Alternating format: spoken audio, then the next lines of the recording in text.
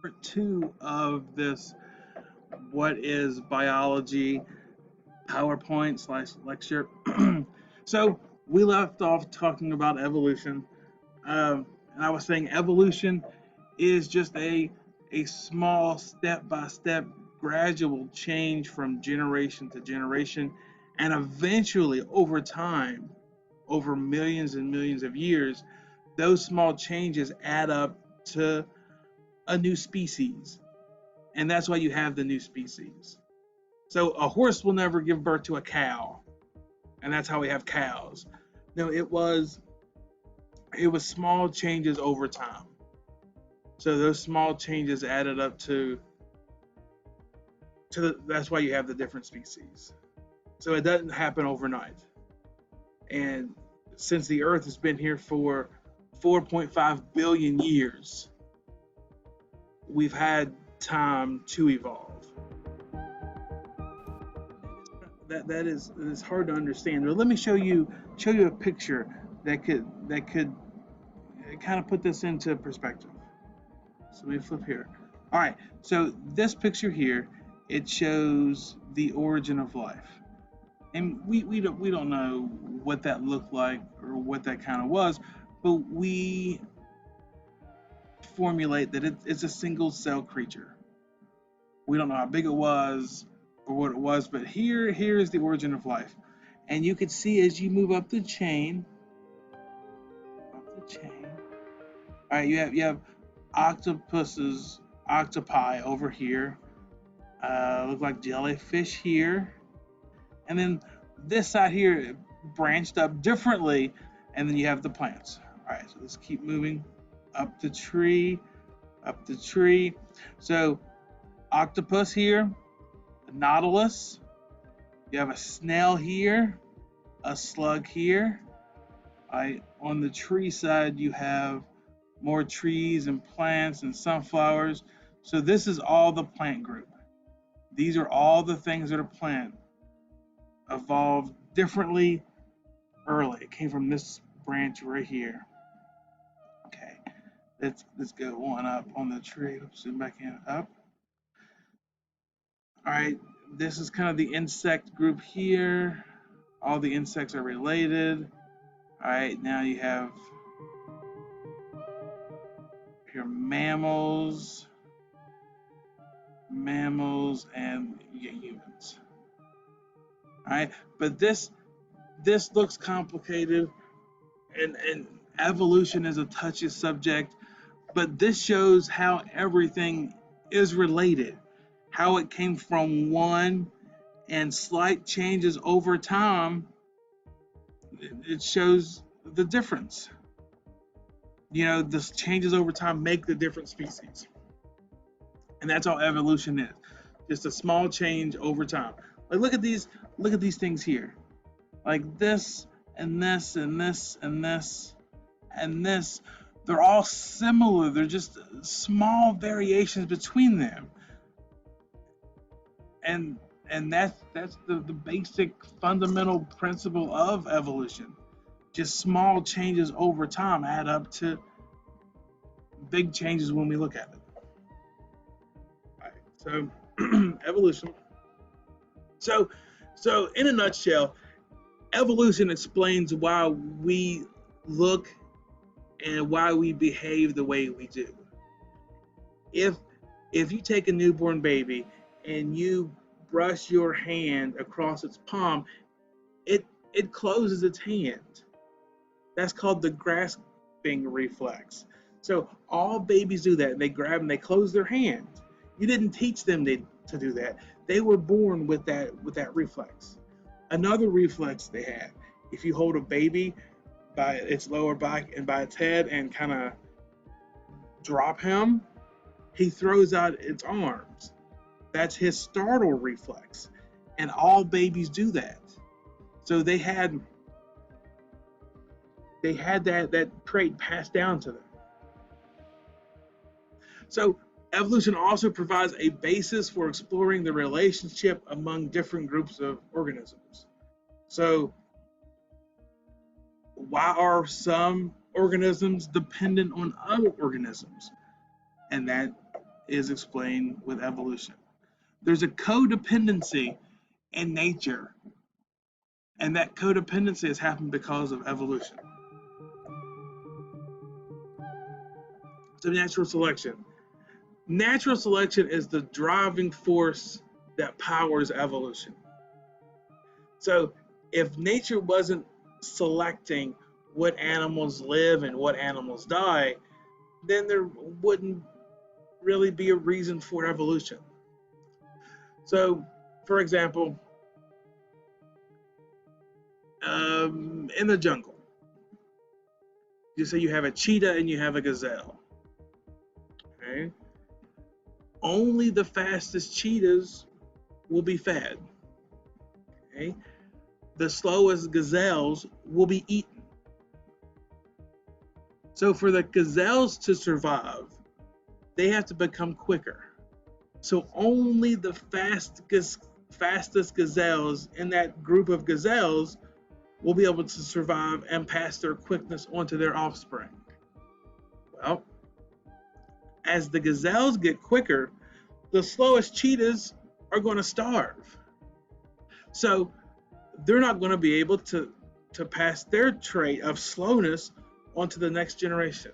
So only the fastest of the fast cheetahs can catch the gazelles and pass their traits onto their offspring. And then back to the gazelles. So now the fastest of those fast gazelles can only mate.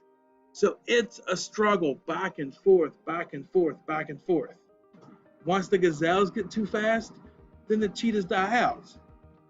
So they have to get even faster. So only the fastest of the fast survive. So it's like an arms race between two groups of animals. If one animal improves in order not to be eaten, the prey has to get better in order to capture the prey. So it's a back and forth battle between wanting to eat and not wanting to be eaten. And like I said before, organisms that have those favorable traits, whether it be camouflage or the ability to run fast, the ability to burrow underground, all those traits make them successful enough to survive and reproduce and pass those successful traits on to the next generation. All right, so now we're on interdependence of organisms. Like I said in the first couple slides, everything in nature is dependent on everything else. It's a big puzzle. And if you remove one of the puzzle pieces, then the puzzle's not gonna work. It's gonna fall apart. And that's exactly what happens in nature. If you remove a piece that you think is insignificant, that piece will have an effect that you didn't foresee. So these interactions with one another in their environment, that's called their ecology. So insects depend on flowers, and then the flowers depend on each other for food and for pollination. And when things depend on each other and they change over time as a regard to one another, that's called coevolution. So the plants are evolving to better benefit the insect, and the insect is evolving to better benefit the flower. So they're co-evolving together. So in this environment, all organisms need nutrients, water, and gases from the environment. The stability of the environment depends on the healthy functioning of organisms in the environment. So everything has a place in the environment. Everything has a cycle in the environment. Just like Lion King, it's the circle of life. And that is absolutely true. So living things are highly organized structures. And They require a constant supply of energy to maintain their orderly state. We as humans have to eat. We have to consume calories enough to keep our heart beating, our blood pumping, our brain thinking, our lungs breathing. So even if we don't do anything extra throughout the day, even if we lay in bed 24 hours a day, our body still burns calories to keep us breathing, thinking, heart beating, organs working. All that stuff that we don't think about, that we take for granted, all that stuff requires energy. So all the energy in our ecosystem, all the energy that we use, all that comes from the sun. Either directly, the plants use the sun's energy directly, or indirectly. We eat the animals that eat the plants, or we eat the animals that eat the animals that eat the plants. So ultimately, all the energy that we take in comes from the sun. So I give a little brief description of photosynthesis. That's the process where organisms, mostly plants, capture the energy from the sun and transfer it into energy. They make the energy that we need. So they take that energy from the sun, the plants do, and convert that into glucose, a type of sugar. And that glucose is what we or other animals need to survive. So without that glucose is like the gas that we put in the cars. Our bodies would not run without that glucose.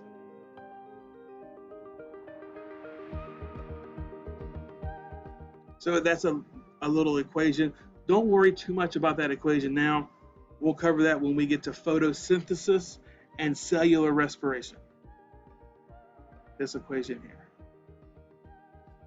So, but this equation tells you that the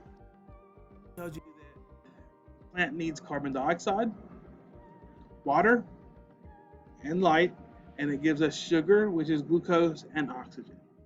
So we breathe the oxygen that the plant gives off, and the plant breathes, in quotes, that the CO2 that we give off. So what it needs, we breathe out, and what we need, plants breathe out. So see how in tune everything in the environment is.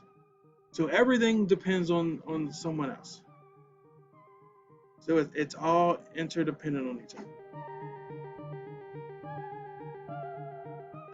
other. Autotrophs. These are organisms that can make their own food. You call them plants, but the fancy word is autotroph. Autotroph. On the opposite end of the spectrum, you have heterotrophs. These are organisms that can't make their own food with photosynthesis. They have to take their energy in. So they have to eat. These are basically everything that's not plants. You have heterotrophs that consume autotrophs. They consume autotrophs. These are called herbivores, so they only eat plants. You have some that eat other heterotrophs, so only eat things that eat plants. Those are carnivores. And then you have things that eat both plants and animals, and those are called the omnivores. All